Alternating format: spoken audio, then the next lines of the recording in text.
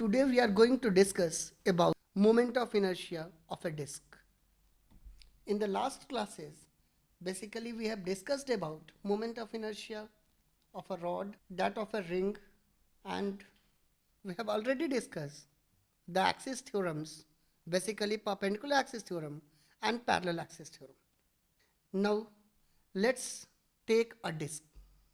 Let us consider a disk of radius capital R. We are required to find the moment of inertia of this given disk along the centroidal axis, that is the axis passing through the center of mass. As we have already calculated the moment of inertia of uniform distribution of masses, in the case of disk, basically the first point is to take an elementary disk. In order to take an elementary disk, we take a ring having radius x and again another ring having radius dx, or having elementary disk so called have thickness dx. Now the moment of inertia of this elementary disk is to be calculated firstly. So in order to calculate the moment of inertia, firstly we have to calculate the mass of this elementary disk.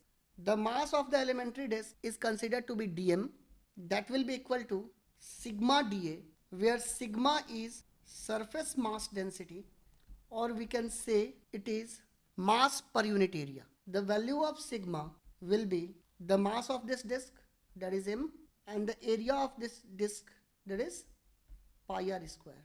So dm will come out to be equal to, now we have to calculate dA. Basically dA will be equal to the area of the elementary disk, and it can be easily given as to be equal to the length of the elementary disk, that will be 2 pi x, and its thickness dx. So the mass of the elementary disk will be equal to 2m upon r square x dx.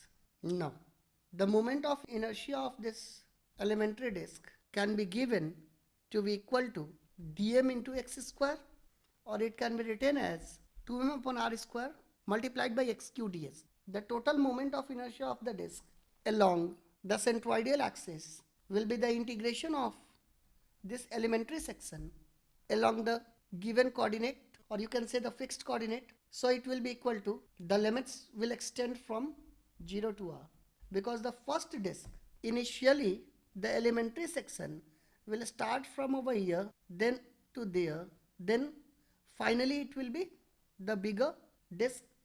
The constant will be taken out, thus we can say integration of x cube will give out the value x4 upon 4 under the limits 0 to r.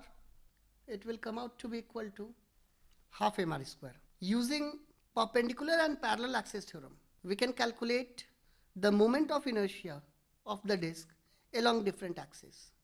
Let's take an illustration. We are going to calculate the moment of inertia of a disk along an axis passing through the tangent and is parallel to centroidal axis. For this again, let us consider that this be the axis passing through the center of gravity, or center of mass, or the center of the disk, and we have to calculate the moment of inertia along this given axis, which is parallel to the axis passing through the center, or called centroidal axis. Let the distance of this tangent be r from the center. Let's consider the moment of inertia to be I.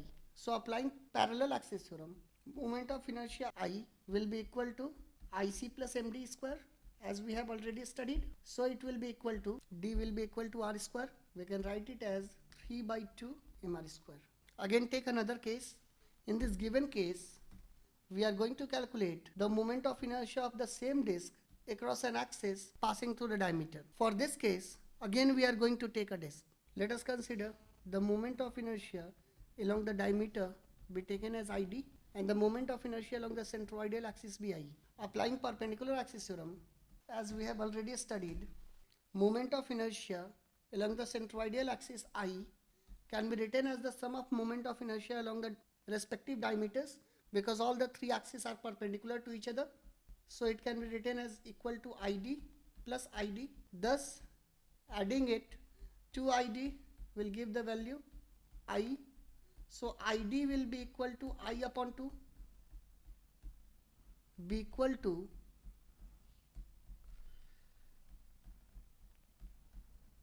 mr square upon 4.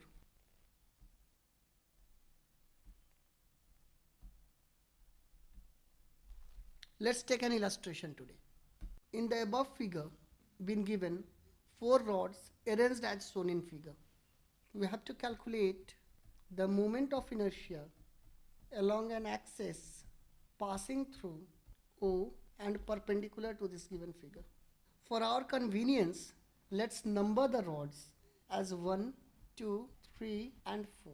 The moment of inertia of rod first along centroidal axis can be given as 1 upon 12 mr square, as you have studied earlier.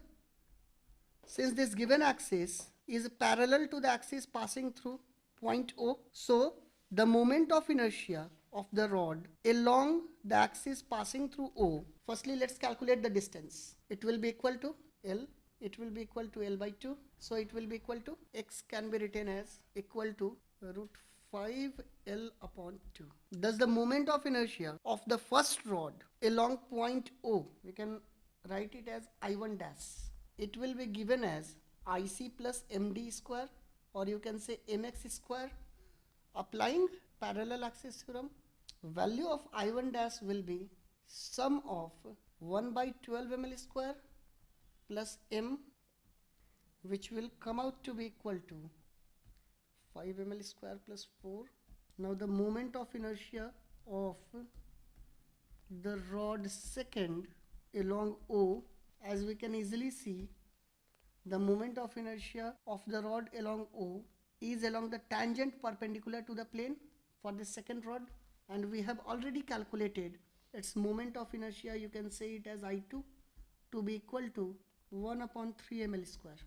Thus the moment of inertia along any given part, you can say along one side of O or the left side of O, can be written as I left IC plus MD square, applying parallel axis theorem.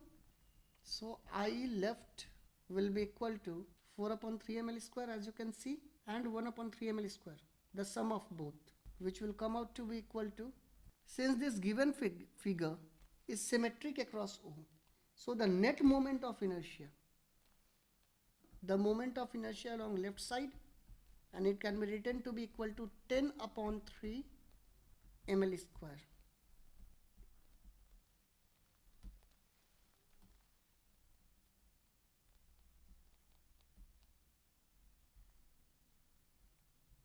We will see some more illustrations in the next topic.